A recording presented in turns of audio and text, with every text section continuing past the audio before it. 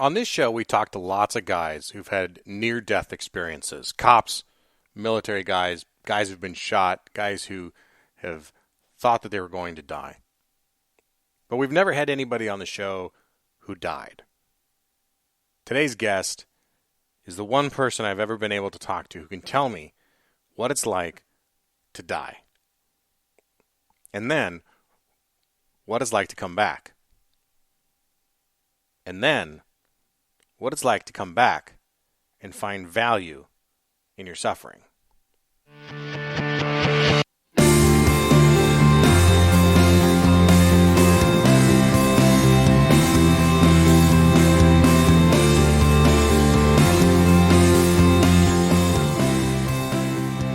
Hello, everybody. Welcome to The Squadron, the podcast devoted to optimizing and creating a healthy and fulfilling life for first responders all around the world. I'm your host, Garrett Tesla. I'm an active duty patrol sergeant for a sheriff's department in Southern California. And on this show, it's my goal to talk to experts in a variety of fields to find those force multipliers that I can apply to my own life that can make me stronger, healthier, faster, fitter, more mindful, more calm. That's a big one these days, more calm. Any of those things that I can do to make myself better through the lens of trying to function as a cop in my case, and in as many of your cases, or as another first responder, EMS or fire. And I want to share that information with you here. Now, before we get to the interview, I want to remind you can get more information in this episode, and you'll want to for this one, including show notes, a link to our guest's TED Talk, by going to thesquadroom.net. You can also subscribe on iTunes and Stitcher, of course, and you should be following me on Instagram and Twitter. At the Squad Room. That's there, my address. All right, so our guest today, his name is Josh Mantz. Josh was a 2005 graduate of West Point. He's got the most insane story you will ever hear. I'm willing to put money on that right now. Josh was commissioned as an infantry officer, and in 2007, he was shot and killed. And that's not a typo. Josh was shot and killed in 2007 by a sniper's bullet in Baghdad. The amazing part about Josh's story, of course, because he's on the show, spoiler alert, he comes back to life. He literally came back to life. He was flatlined for 15 minutes, and I don't want to give away any more of it before we get to the story, but the point is that he has complete cognitive recognition and complete functioning. He didn't lose any of his faculties, and he remembers everything about that event, everything, up to his last breath, and he describes it here, what it was like knowing he was taking his last breath. Now, that's the kind of thing that's going to screw with your mind at some point if you're not careful. And Josh was careful, and he thought he was doing well. And the Army thought he was doing fantastically well, and in fact sent him out on a publicity tour. He was their poster boy for resilience. But inside, Josh was starting to collapse. And it took a long time for him to realize this. And something that he said during the interview that I just connected with, and I think that a lot of people will understand, is he realized that he was tactically at his best when he was the most emotionally detached. And Josh came back to his unit after 5 months, and eventually promoted to captain and then major. And he retired from the Army as a major. So he was in it to win it. But it took a long time for him to realize that he had some healing to do after that event. And so we talk about that today. We talk about the idea of moral injury and moral wounds, which are different and something I just learned about because of Josh. It's different than PTSD. It's a really unique idea. So give a listen. Josh is the author of a new book, The Beauty of a Darker Soul. It'll be out soon, and we'll make sure that you know when it is. But you can check him out at darkersouls.com. I'll give all this in the show notes and, of course, at the end of the episode, too. But for now, let's listen to Josh Mantz, the founder of Darker Souls. Josh Mantz, welcome to the Squadron. Josh, thanks for being here. Hey, thanks so much, Garrett. It's great to be here. I got to introduced to you through our mutual friend, Greg Amundsen, who we were talking about just a little bit before we began, before we hit record. And he's someone who's inspired you too. He's obviously a big inspiration to me. You called him just a minute ago. You called him your mentor too. He is definitely a mentor to me. So I knew that we were going to have a good conversation just based on that. And then I saw your backstory, and I saw your TED Talk, and then thought this is stuff that has to get out to the audience, the first responders, the law enforcement officers that listen to this show. So before we get to why, I think it would be good to start with you and your history growing up and what brought you into your military service. Can you run us through that? Sure. So I actually grew up in a family of police. My stepfather was a former infantry officer in the National Guard, and then got out of the military and spent 25 years as a detective, or closed his career as a detective in Pennsylvania, and still does some work with the Attorney General's office today. Had multiple other family members who were in police work and the military. What was interesting is it was actually my stepfather who steered me away from law enforcement. Believe it or not, and it was for some pretty deep reasons. He understood the emotional implications of that career field, and one thing he said to me that I really stuck with me was that many young officers will get into this line of work really believing they're going to have a huge impact and be able to drive change rapidly within their communities. And he always found himself being stifled by a very complex and bureaucratic legal system, by putting hardened criminals behind bars and seeing them back out on the streets on a technicality in a few months later. But more importantly, it was really the day in, day out presence of cumulative traumatic experiences, that don't necessarily have much to do with firefights, right? But have much more to do with constantly seeing domestic violence and rape victims and assaults.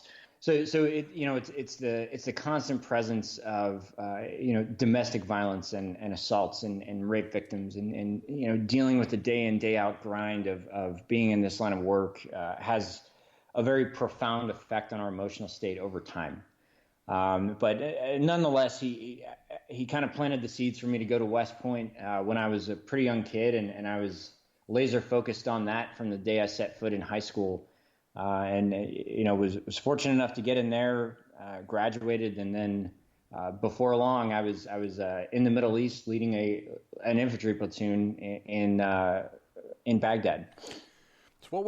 So I find it interesting, because I think for us in law enforcement, we see the military and we often and sometimes mistakenly assume that it is worse in the military, in terms of the things that you see, but why was law enforcement something that concerned your stepdad and you, and those things that you see, but the military stuff wasn't a concern? Because you went to West Point you graduated in 2005, right? So this was That's a wartime correct. West Point appointment that you were going into.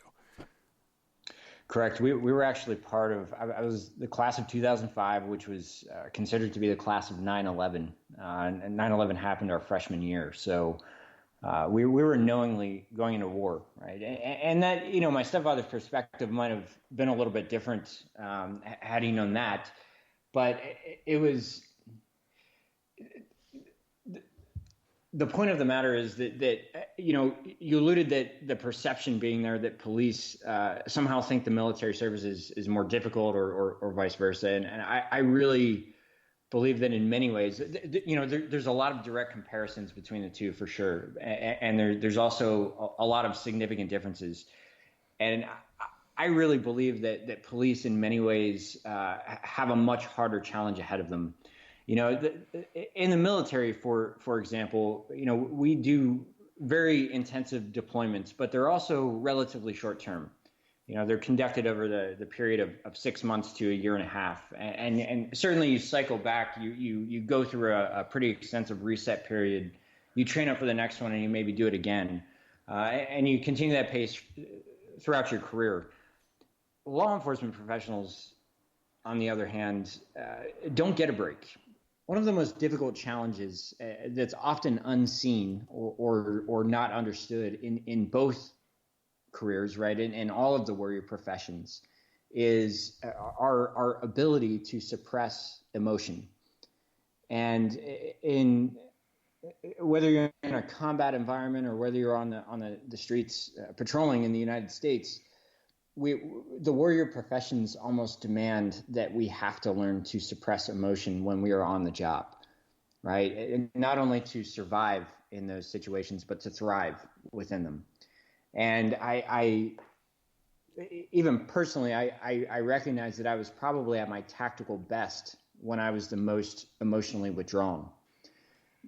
The difference is that when you're deployed, you're distant from your family, you're distant from your friends. There's almost not even an expectation that you're going to call every night, right? Which allows you to kind of remain in this emotionally numb state and not have to constantly fluctuate in and out of it. Police officers, every single day, they have to come home and try to turn that emotional switch back on and really go through this emotional roller coaster, which is extremely difficult to learn how to do. And that's why many of the challenges that all of us face really start to manifest in relationships. And that's, relationships aren't necessarily the cause, but are often the catalyst for a lot of the deeper emotional challenges that we're facing. So you graduated from West Point and you're assigned, what was your, I know the military term MOS, but what were you doing in the military, in the Army? So I was commissioned as an infantry officer, and I was leading an infantry platoon in Baghdad, basically during the infamous surge time frame, roughly 2006 to 2008. And the interesting part about that specific deployment is it was really grounded in counterinsurgency, which, in that environment, it's kind of considered by many to be the graduate level of warfare because of its complexity. Mm-hmm. You have to maintain the ability to be lethal in the snap of a finger if you need to. So that tactical expertise always has to be at the forefront of your mind, but it tends to be the least of it. A lot of those operations are grounded in demonstrating empathy, understanding the culture, and building relationships, right?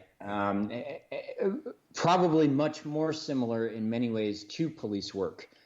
In fact, during that time frame, we actually had some police officers from the United States who were contracted to embed themselves on the basis of the military units to act as advisors because there were so many direct parallels. Yeah, I absolutely agree. We've had several Green Berets on in the past, and one is a Lieutenant Colonel Scott Mann who's written a book on changing your culture and using the counterinsurgency tactics of the Green Berets, and I see such a direct correlation to how policing works and should work in a perfect world, and why we can take a lot from that. So you're in Baghdad, you're leading this group, and it must have been quite the transition from basically a college environment, but I mean West Point, obviously, to leading a group of people and leading a group of men into these situations. What was that transition like for you? Was there how steep was the learning curve coming out of West Point and then all of a sudden finding yourself in the middle of Baghdad in a counterinsurgency program? Well, the learning curve, it's almost like every phase of your military career, the learning curve is always steep. And certainly in Baghdad, it was much steeper. But even backing up to the first day that I met my platoon, I was a fresh graduate of West Point, and I was coming in to lead a platoon of very experienced non-commissioned officers who were just some of the most incredible people that I've ever encountered.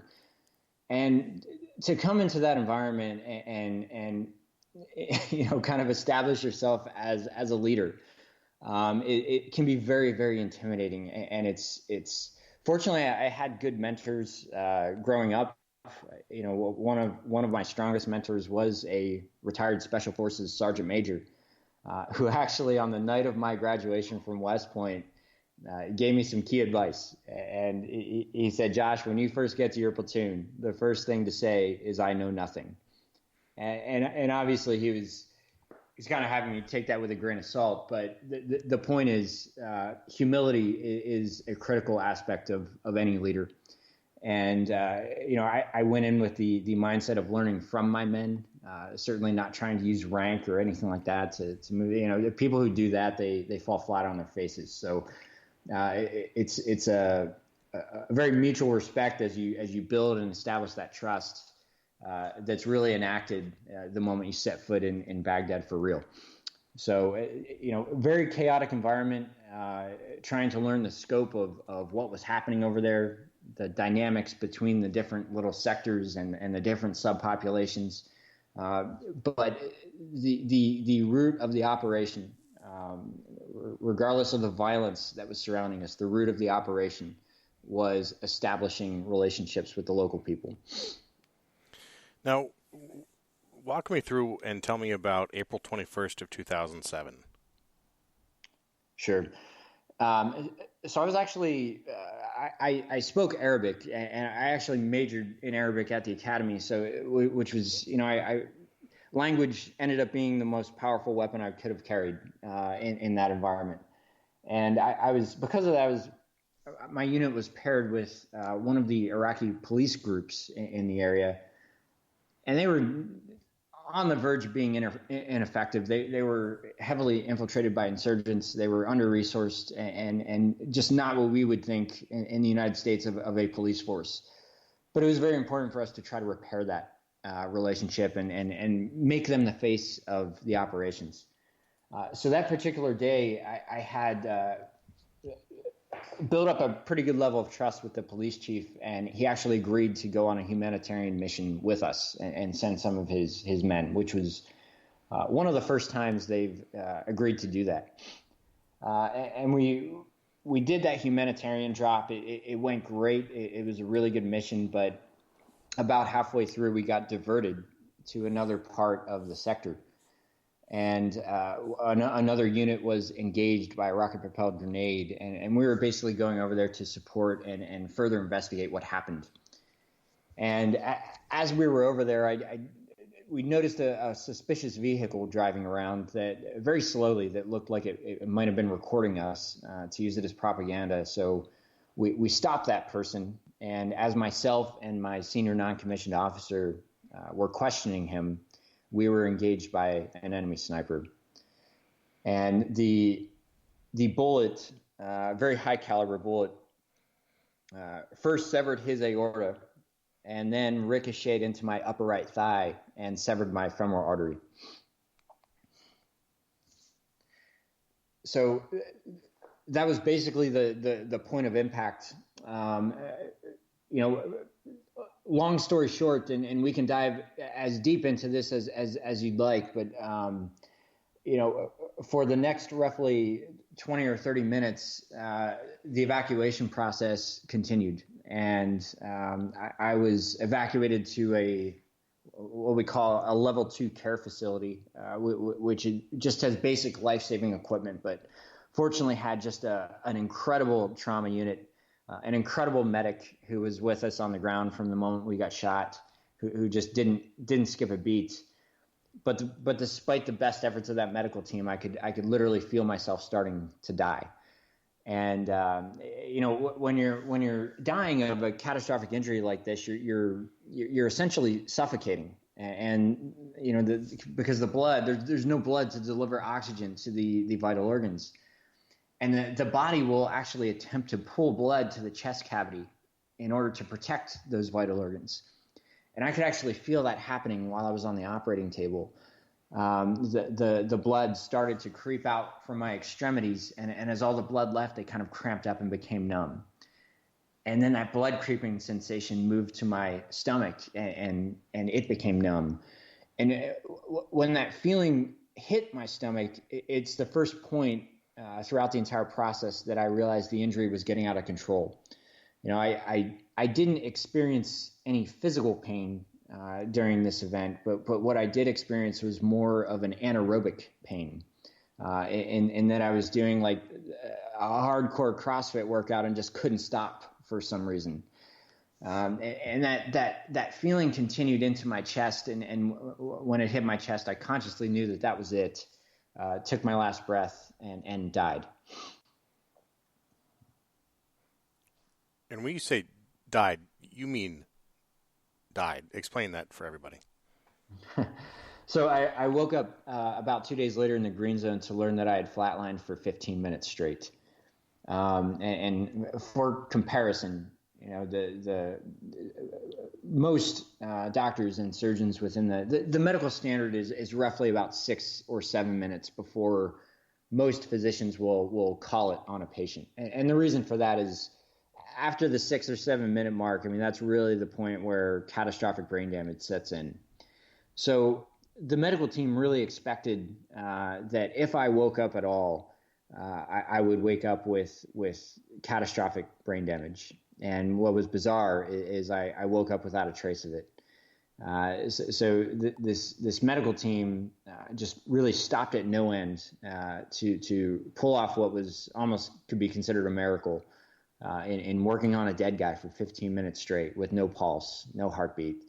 And somehow they got a faint pulse back, rushed me to the green zone where I underwent an emergency surgery, a vascular surgery. The surgeon there gave me almost 30 units of blood to save my life. You know, they were pulling soldiers off of the base because there was a blood shortage at the time, so they'd pull any soldier who had a blood type match, take blood straight out of them and put it straight into my body. Obviously the situation was that urgent, and every step of that medical evacuation process, from the moment I was shot to that initial medic on the ground, to the flight surgeon on the way back, to the medical treatment I received at Walter Reed, was just phenomenal. And that really led me to be able to return to Baghdad in only about 5 months after that injury to finish that deployment. I want to get your return here in a second, but I want to touch on two things too that I thought that you've said elsewhere, and correct me if I'm misunderstanding, but when you were first shot, what the first thing you did was attend to your staff sergeant who had taken the bullet first, and you were working first aid on him when the medics came to you. And the other thing was that you have near perfect recollection of the entire event up until the time you flatlined. Is that right? That's correct. There was a physiological progression of this process of dying that I experienced, and again, like you highlighted, the the fact that I'm alive, the fact that I don't have brain damage, but then you add on top of that the perfect recollection that I retained from this experience, which is really the reason why I still carry this message forward today. I consider it a responsibility, and there's so many facets of it that have helped people in ways that I never could have imagined. But the progression was really interesting. At first, during the initial gunshot wound, at first I didn't know that I was shot. I just felt that something was kind of wrong or off. But I can point directly to Dave Grossman's work on this, and I know he's been a former guest on your show. On Killing was actually on the required reading list at West Point, and I'm so glad it was, because what I initially experienced was verbatim what he outlined in his book. It was slow motion time, fast motion time, auditory distortion, and that I could only hear the muted sound of the sniper rifle and my own voice calling for a medic. I could watch and with crystal light clarity as Marlon slowly fell to the ground.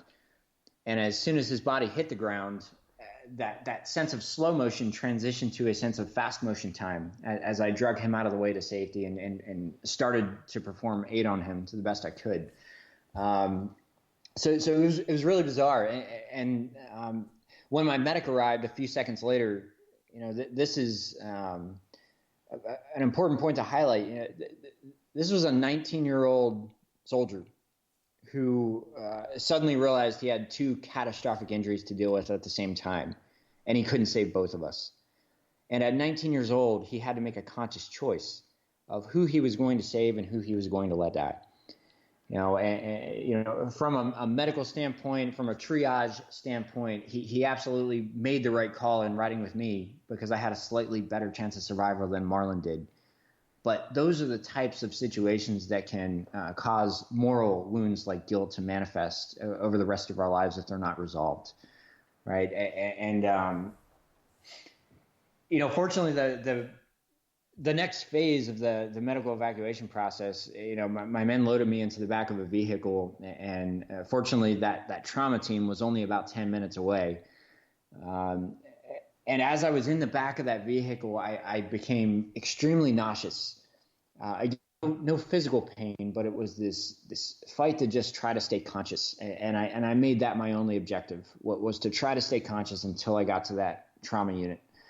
But I was so weak that I couldn't even unbuckle the plastic strap on my Kevlar helmet. So it just felt as if I had given blood 10 times over, and was just holding on by a thread. And then when we got into the actual aid station, and they were working on me, that's when the kind of that blood creeping sensation came in. Mm-hmm. The probably the most profound part of this whole thing is I did not have an out-of-body experience, and not that I can recall, at least. When I flatlined, I consciously knew that I was taking my last breath. I remember very vividly, but it kind of just it faded to black. I didn't have a situation where I felt I was floating over my body or saw a white light or anything like that. What I did experience, though, I think was even more powerful. And I say that because I know I was still conscious for this. And it couldn't have been more than the last second or two. But the only way that I can describe that feeling is one of absolute and complete submission to something much greater than ourselves. And through that submission was the most overwhelming sense of peace that I've ever experienced. It was like every good, every bad, every positive, every negative, every doubt, every hope just vanished. And as if the spirit becomes part of everything and nothing at the same time. I woke up, waking up 2 days later and then kind of going back on the deployment and everything. It wouldn't take me long to figure out that the experience of dying would pale in comparison to the 10-year emotional struggle that I'd go through as I sought to find meaning in the second life. And that's where the heart of the matter really lies, is the emotional journey afterwards, which isn't necessarily what it seems. Well, I want to get into that. So you mentioned that you returned to your unit 5 months later. I don't think there'd be anybody out there in the world that would fault you for, taking the medical retirement. Or why go back? So it took me almost a decade to give you the answer that I'm about to give you, but I will, which is the absolute truth behind this that I didn't previously understand until I did all the really deep work to get at the root cause of it. But for years, I would say that I went back for two reasons. One of those was obviously for my men. They were still in a very difficult fight. Less than a month later, after I got hit, our platoon sergeant was hit by a roadside bomb, and he was evacuated out of theater. So the men needed leadership, and more importantly, they needed a morale boost. And that was one of the primary driving factors was not being there for them. And you might think like this, and this is very, very common among the warrior professions, right? The bond that you share with the people you serve with is one of the most powerful things that can drive us to do things that are nearly impossible. And that was certainly a major factor. But it was like on the plane ride back, it wasn't like after I got wounded, it wasn't like every minute was a minute closer to home. It was a minute farther away from the men. And that guilt really hung with me through the duration of my healing process. The other reason is I felt like I needed to prove to myself that I could get back on the horse, so to speak, and continue to perform my job as an infantry officer. And there is truth to both of those statements. But over the years, and especially going through the deep work of writing this book over the last 2 years, I had to ask myself those really hard questions. What was it that really was driving me to do this thing that frankly I wasn't ready to do, that probably wasn't healthy to do, There were some very negative implications of that really revolved around my family. I mean, just remember that my mother received a phone call from the Department of Defense Casualty Office, when I was shot, that said, "Ma'am, your son's been critically wounded. He's not going to make it through the night. Get on a plane to Germany now if you want to see, have a chance of seeing him before he passes away." And less than 4.5 months after that, I was volunteering to get back on a plane. I was pulling stuff out of my medical records. I was pulling staples out of my leg with a Gerber multi-tool, and I was almost in this, almost like this weird psychotic state where there was absolutely nothing, no matter how extreme, that was going to stop me from getting back. And that wasn't like a bravado statement. I was being driven by something very, very powerful. And I thought it was my men. I thought it was, this desire to prove this to myself. But really what I uncovered is I was being driven by guilt, not necessarily in the form of survivor's guilt, in that Staff Sergeant Marlon Harper died and I did not, right? But more so in the sense that, I was evacuated to Walter Reed Army Medical Center, which is where the most severely wounded soldiers are housed and receive medical treatment coming back from combat. And clinically, the care that I received at Walter Reed was just fantastic. Nowhere else I'd rather be. But emotionally, it can be a very difficult place to be. You are surrounded by some of the most severe, devastating injuries you can fathom. And I was one of the only ones who was expected to make a full recovery.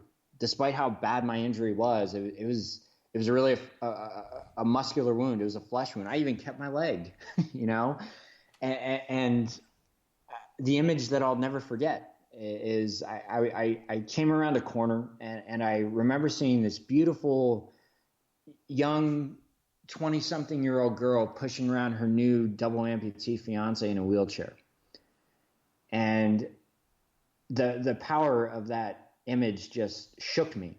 And I realize now that I had a profound guilt in my ability to heal when others couldn't, coupled with the guilt of not being with my men downrange that really prompted me to do this almost impossible thing. It wasn't some drive from the experience of getting shot and dying. And as I talked about the complexities of trauma and the tenet that trauma isn't always what it seems, doing the forensics throughout my life and the true detective work to really uncover what the root cause of that was driving me to do, not just going back to Baghdad, but driving myself in the ground for years and years and come to sacrifice my health, sacrifice relationships, just never stop on this unending quest. And it got to a point where it absolutely broke me and led to a series of multiple suicidal spirals and depression and anxiety and everything else. So it was, guilt is powerful. And it can drive us to do things that aren't necessarily healthy. So, what was the first point in your process of, you returned to Baghdad, you're with your men. Do you remember, or can you tell me about the first time you realized that you were falling apart?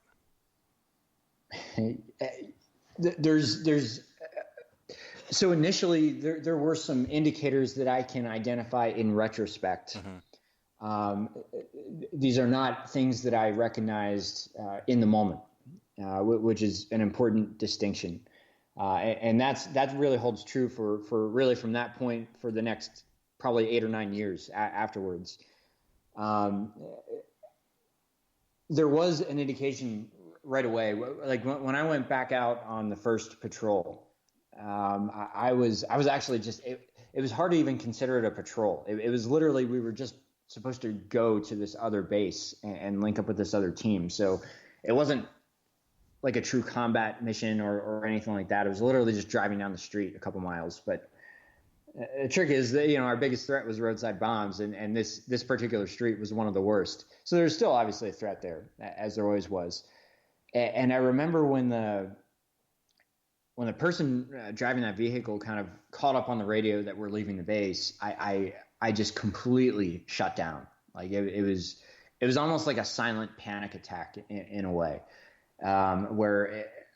and I just remember being thankful that I wasn't leading that particular patrol, because if I was, I would have been ineffective. So that was an indication, but I thought that was kind of just first patrol back jitters, or whatever it might have been. I ended up leveraging the support of the people around me, and that sense kind of faded. But what I didn't realize was happening, and wouldn't for years to come, was really the presence of this dark emotional void, this emotional absence that I couldn't recognize it at the time, yet it would impact everything that would happen in the years to come, from relationships to work to my health and everything in between. And through this time, you continued. I mean, you were in for a little bit longer, right? And you promoted up to major. Is that right? That's correct. Yeah. I was after finishing the second part of that tour, which was fine. I was pulled up to be a general's aide a couple years later, and this was around 2009. And the unique part about that year is this is when the Department of Defense was really starting to get serious about overcoming the stigma surrounding the behavioral health field. And at the time there was a pretty significant spike in depression and post-traumatic stress and divorce rates, especially coming back from the surge time frame. And they were struggling to overcome the stigma. And I was asked to basically go on a national speaking circuit and leverage this experience of this near-death experience to kind of capture people's attention and drive home the real message of reducing or eliminating stigma. And I did that. And within the span of that first year alone, there was well over 100 speaking engagements. And before long, I kind of was in the limelight as a testament of what resilience is supposed to look like. It was, what post-traumatic growth is supposed to look like. Yet internally, I was collapsing. And I wasn't deliberately trying to suppress anything. I wasn't trying to avoid anything. I was interacting with some of the best clinical providers in the field. I was speaking at behavioral health conferences. I was on Oprah and CNN and Fox and all this stuff, helping all these other people. Yet I failed to recognize the symptoms within myself. And it didn't take long before I found myself in the first major suicidal spiral, standing in a corner of a hotel room and not having a clue who I was anymore. Not having a clue where this came from. And it really dawned on me that at that point, what I was feeling, and I think this applies to so many people that I work with today, like what we tend to feel, especially when you're operating at the moral and spiritual level, when you're looking at these experiences through the lens of guilt and shame and powerlessness and betrayal. When you're looking at it through that lens,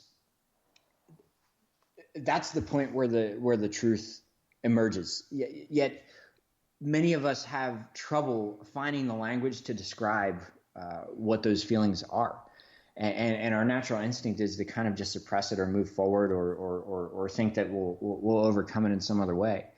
I didn't have kind of the what might be more common symptoms of nightmares and suicidal or nightmares and anxiety and feeling jumpy at loud noises or not being able to be around crowds. I had none of that. Yet the one thing that was never discussed, even on the circuit that I was on, even amongst the presence of some of the best clinicians that I've ever encountered, was this concept of spiritual and moral wounds. And I was very fortunate.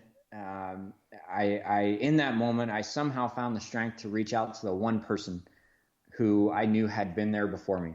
And in moments like that, we sometimes have to place blind trust and faith in those who surround us, and at least give ourselves the opportunity to generate hope. Let them prove us wrong. And when I called my friend Jeff Hall, who had been through a similar experience as he was much farther along in the healing process as I was. He resonated with me in a way that I didn't think was possible. I adamantly believed that phone call was going to be worthless, that there was no possible way that he or anyone else could understand the depths of what I was experiencing. But literally in the span of a couple seconds, he proved me wrong. And to access that, I really had to put blind faith and trust in him. And he connected me the very next morning. He connected me with one of the top clinical social workers in the Department of Defense. Again, very fortunate. I happened to be in Washington, D.C. at the time, and that's where she was based. And she dropped everything on her calendar and talked to me for 4 hours straight. And it was she that was the first person to expose me to the concept of moral wounds, to the impacts of emotional withdrawal. And that's truly where the certainly not the start and end of it. That was just the initial crack of the door to what would become a true healing process. But it would get a lot worse before it would get better. So, you talk about moral wounds, and your work is connected with this idea of moral injury. Can you define that a little bit, and maybe if you're able to parse the difference between that and what people probably just assume is just post-traumatic stress disorder? Sure. I think labels can really sometimes get in our way. Sure, no doubt. And what truly matters here is this is for you, right? It's a very internal and inward focused journey that has to be undertaken in order to overcome this, and not only to overcome it, but to derive meaning within the suffering. And once you derive meaning within the suffering, that's what ultimately, even though you might not believe it now or can't see or feel this now, that's what ultimately adds so much strength to our lives in the end. It makes us stronger than the experience itself. So as I look at a good way to answer that would be to start with how I define trauma. Right? And a traumatic experience is something that a situation or an event that fundamentally alters the way you believe the world should work. Right? Mm-hmm. And when an experience rocks us to the core, when it alters or compromises our moral or spiritual beliefs, the things that we may have latched onto for our entire lives, and suddenly those things are flipped upside down, flipped on their heads, it can really invalidate or feel like it can invalidate the core of who we are. And those types of things tend to be so complex and deep and even subtle that they can go on to plague us for years and years and years until they're uncovered. Yet oftentimes it is the root cause and the catalyst of a true healing process is to uncover the depth of what those things are. And for me, I'll kind of revisit the example I gave you earlier when I was speaking that trauma isn't always what it seems. My healing process was delayed for a decade. And I'm not blaming anybody for this, just to preface it with that. It's just how life is. My healing process was delayed for almost a decade because there was such an overt focus on the isolated experience of getting shot, dying, coming back to life. Right? And I can understand why many people might view that as the holy grail of trauma, right? And because it looks big and flashy, but when you compare it to the definition that I just gave, was that a situation that fundamentally altered the way I believe the world should work? No. I went in when I was trained for situations like that. You don't necessarily think they're going to happen to you, but you certainly know it's a possibility. You have the possibility of losing people that you serve with and lead. and there wasn't really, if we look at it through the lens of moral wounds like shame and powerlessness and betrayal, those elements weren't there. So, but the focus on it, right, coupled with the fact that I did not understand the depth, as many people don't have the language or don't understand the depth of the moral impact that these wounds can have, is what really just allowed this to fester and fester and fester and progressively get worse and worse and worse over time. Uncovering sometimes what are the most microscopic details of an experience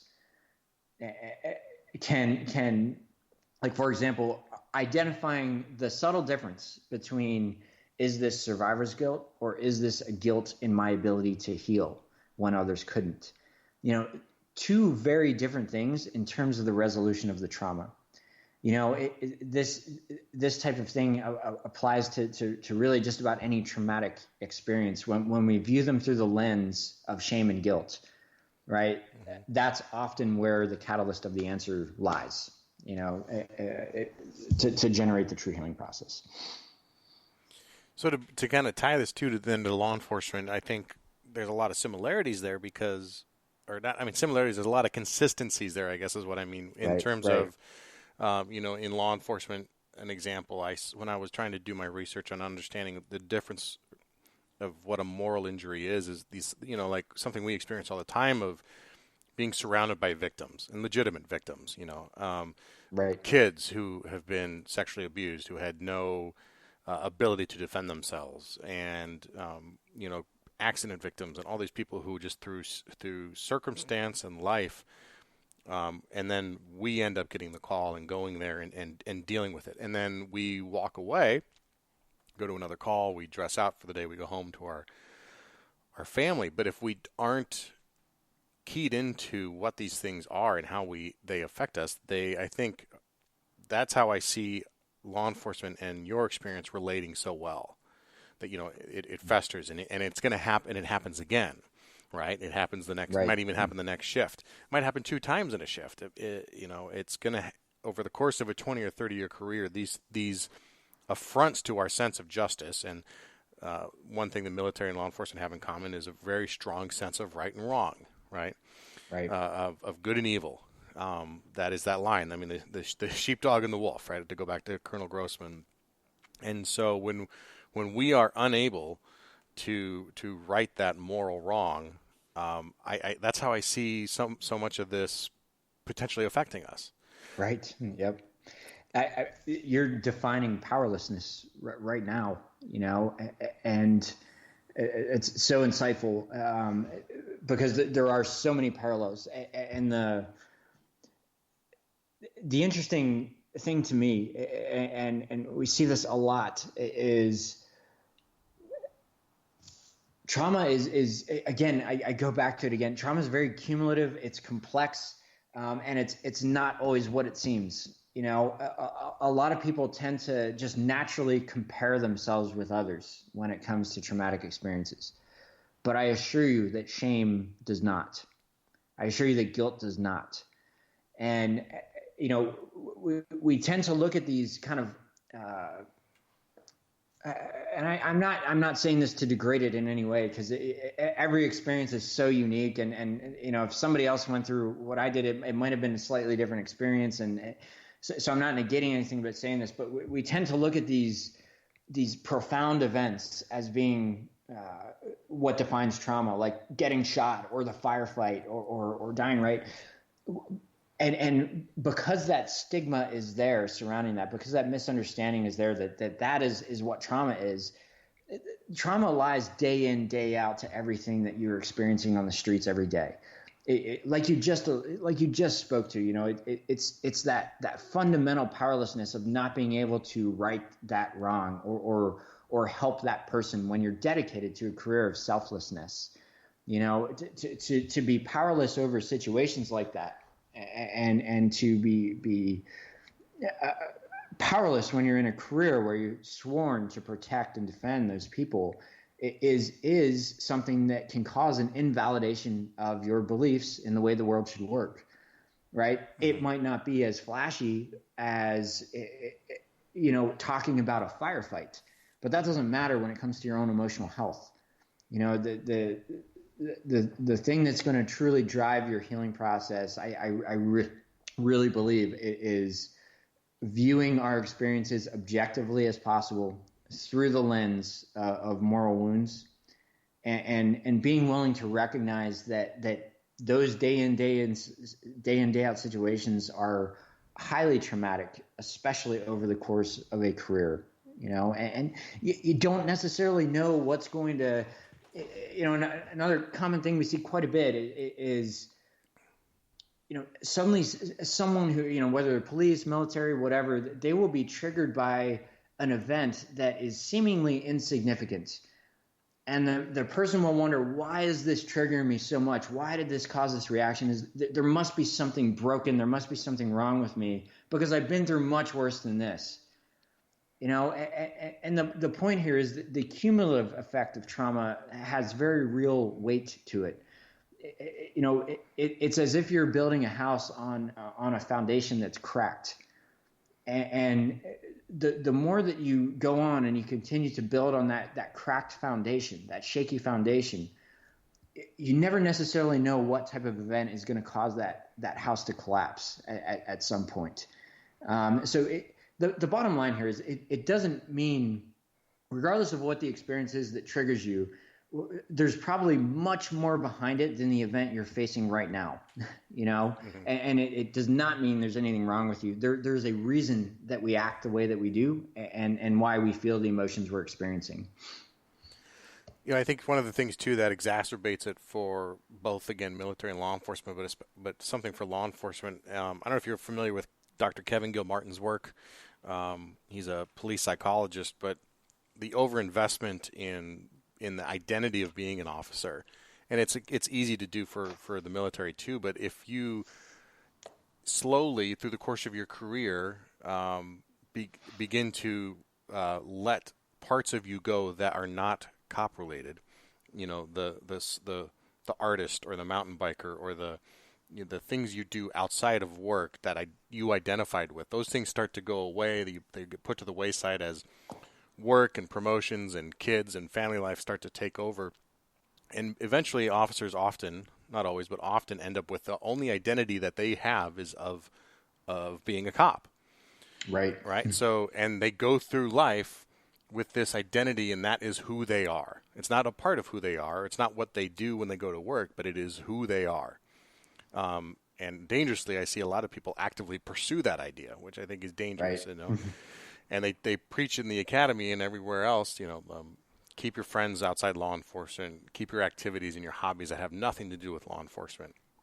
And I think those are key things. Right. And I see that those of us, and I'll count myself in this, but those people who either intentionally or unintentionally woke up one day and realized their only identity left is as a law enforcement officer, that makes that foundation you talked about with that crack, that makes that crack wide and deep when you don't have anything else to fall back on. You don't have a spiritual health, or you don't have that identity as the coach or the barbecue cook for the neighborhood, or those sorts of things. Right. Go ahead. That's excellent insight right there. It's almost a great transition point to kind of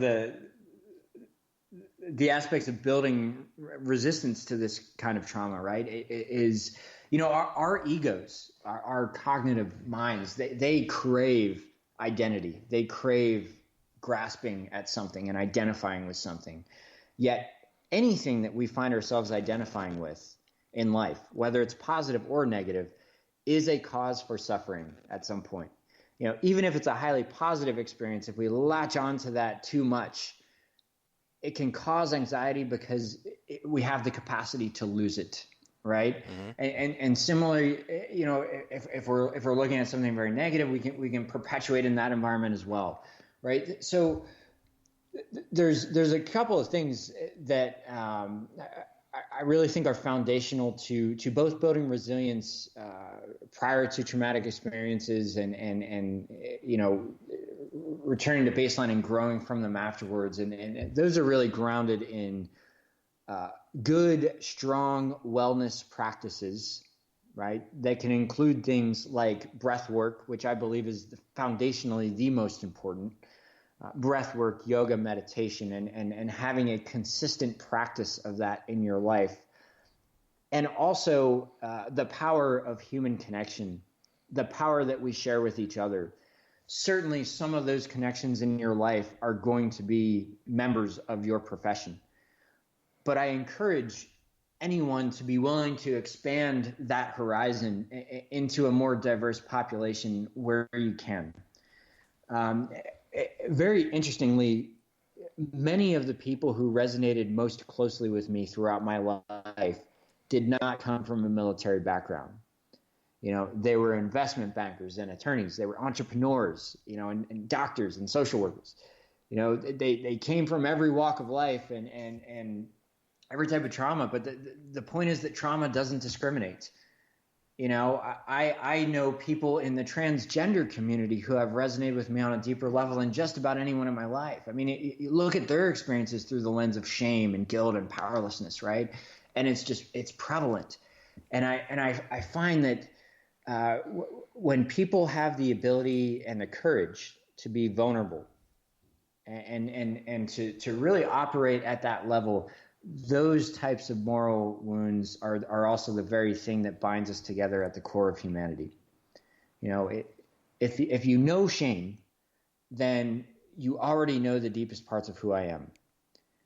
We might have got there in a different way, but the symptoms that manifest from those experiences can be very similar. So the sense of human connection, although it's very underutilized in our society, it can be one of the most powerful facets to helping us overcome some of the worst experiences and most challenging experiences of our life.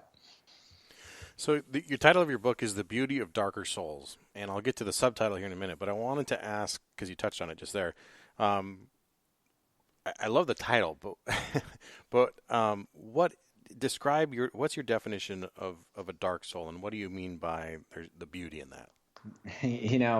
I kind of I can go back to really great authors like Viktor Frankl for this, where we know from him and what he taught is that suffering is inherent to life. He quotes in his book, Man's Search for Meaning, that without suffering and death, human life cannot be complete. And despite the, I say this knowing that I have lived through and with the darkest moments that I can't even fully describe. And I know what that feels like. But as you go through the journey of healing and overcoming that experience, I'm thankful for every single one of those today. And I wouldn't have it any other way. I wouldn't change a thing. Because all of those experiences have broadened my emotional bandwidth. They have given me the capacity to empathize with others on a much deeper level, and ultimately allowed me to help people in a pretty significant way.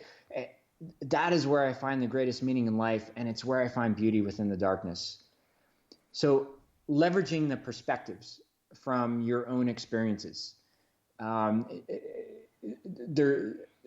it can take I understand that it can take an enormously long time in order to derive the meaning from them. But when that meaning is derived, it is a quest worth seeking. It is a path worth following, despite how painful it might be, because the strength that you derive from it afterwards is irreplaceable. Now, the subtitle then is Overcoming Trauma Through the Power of Human Connection. So for someone who's been knocked down like you were, how do you, and you said too, and I thought this was interesting, at the beginning you said you were tactically at your best when you were the most emotionally detached. And again, I think that is an exact correlation to law enforcement, and like we touched on at the beginning, we don't come home from a deployment, right? We are to and from work on a constant 24-hour cycle. And it's easy to become tactically proficient when you are emotionally detached. But how do you go about reestablishing those human connections? Yep. The most difficult question that I've ever been asked is how do you feel? is how do you feel? And I was actually shadowing a therapeutic retreat or a therapeutic session with another therapist, and I was participating in that group as if I were a member, and it came to me, and we had to basically do a check-in, say your name, say why you're here, and then say the core emotion of how you're feeling. And they got to me, and this was only about less than 2 years ago, and when they got to me, I literally froze, and I realized at that moment that I was incapable of accessing my own emotional state. That I had been on this automatic suppression mode for nearly a decade and wasn't even aware of it. That my emotions were controlling me. I was not in control of them. And that was really a major event in my life. And part of it was, I was ready to hear it. I had kind of been on this journey for a long time. And I think that event kind of helped it really sink in for the first time. Which then led to much more profound things. And this is where you look at, mentors like Greg Amundsen and Mark Devine and Dan Brule, international breathwork expert, who all of these folks, those who are very successful and really have the warrior spirit lined in, they all follow a very deliberate, disciplined practice. Almost all utilize breath work as the gateway to accessing what we consider or what some of us call the witness or what I like to call the overwatch mind, in which there's a place, a refuge, if you will, within all of us that's accessible by all of us, where you can take a step back and go into a state of overwatch mind or the witness. Some call it the spirit, some call it God. Right, where you can observe your emotional and cognitive reactions without making judgment upon them, and in that pause, in that, even if it's just for a brief moment, that is where wisdom is derived. That is where we can start to see meaning in a lot of these things. The gateway to it, the gateway is breath work, and that is one thing that can really help set the conditions to get you to that place and to start to overcome it. So what does your practice look like specifically then? Do you do just breath work like combat breathing or box breathing, or do you have a meditation practice? Yeah, I actually follow Greg Amundsen's fire breather fitness sequence. Mm-hmm. His practice, I think, is so great. It starts in the morning with intentional words and intentional thoughts, right? Thoughts and words that you're aware of. From the moment you wake up, it starts with at least one conscious breath, right? One deliberate breath, and then goes into a very intensive and physically challenging workout, training session that at the end of that incorporates both yoga and meditation. What I also do is at the end of that, after I go through that practice, which usually takes an hour and a half, I also delve into, I kind of close that by diving into some sort of spiritual reading. Sometimes that might be Buddhist teachings, sometimes that might be scripture, sometimes I pull from a lot of different resources to do that, but there's always a kind of a spiritual quest to deepen my understanding of that. It takes discipline. I'm not saying that every day that I do this it's perfect, but I'm most importantly, I am aware of when it's not perfect, right? and having that awareness is probably the most important thing you can do to fundamentally change your life. And similarly, right? We discussed the power of connection. Greg Amundsen, Mark Devine, Dan Brule, many other people had such a fundamental impact in my life. And I'm forever grateful for their presence in it and that of many, many others along the way. I kind of intentionally stay in the trenches in the work that I do. I understand how distant sometimes, like maybe practicing breath work or wellness exercises can seem to somebody who's in a deep state of depression, right? Or has severe unresolved trauma, or they're going through a massive challenge with their relationship. I know what those dark voids can do, and how far they can pull us away from the things that really keep us healthy. But if we can give people the language through conversations like this to better understand the spiritual moral burdens that we are carrying, to derive meaning from them, it will return us to a baseline, oftentimes a new baseline, which is totally okay, a heightened baseline that we can then continue to build our practice off of and continue to strengthen because of it. Josh, I think that's a fantastic spot to end. I want to be respectful of your time. I could keep talking for another hour, but I know you've got stuff to do. Where can people find out about you, and then also your new book, The Beauty of Darker Souls? Yeah, so the Beauty of a Darker Soul is coming out. We're just wrapping up the pre-publication review at the Pentagon. So I'm expecting that we will be able to publish in August or September. But if you want to stay tuned with that and a lot of other content to come on trauma, just hop on to darkersouls.com, and just drop your email in, and we'll keep in touch that way. And of course, I'll post the show notes, post all that in the show notes too, so people can go to thesquadroom.net and find out that link if they can't write it down off the top of their head at the moment. Are you on Twitter, Instagram, anything like that yet? Sure am. I've got a Darker Souls Facebook page as well. We're getting ready to press the go button on a lot of things. I can't identify a specific publishing date until it clears the Department of Defense review, which is just a formality, but we should be announcing that here any day now. So yeah, feel free to. I use Facebook frequently, and then there's a Darker Souls page on there as well. All right, so yeah, we'll put all those links into the show notes for this episode, so people can go there and find it. And then, of course, we'll make sure that everybody knows when that book is ready and it's out and available for purchase that it's out there. We'll make everybody aware of that. Josh, thanks so much for your time. I see so much consistency between your experience and the experience of some people in law enforcement. I see a lot of this myself, people I know, and I think hearing such a story as yours, where the fact that you died and flatlined for 15 minutes, that wasn't the hard part. I Right. think that there's a message in there for people that they can maybe take a step back in their own experiences and understand that just the day-to-day, that might be it. And if that's enough for someone to take that deep box breath and then go ask for help, man, it's well worth the time. So thank you for being here. Well, thanks for offering the venue to do this and for all the work that you're doing as well. Thank you, Josh. Good talking to you. You too. Take care. All right, thanks for listening to this episode of The Squad Room. If you like what you heard today, if you got something out of this conversation with Josh, and I'd have a hard time believing you didn't, please consider leaving a review on iTunes. Josh was instantly one of my favorite guests to ever have on this show. And I think we connected just as guys around the same age. We have mutual friends.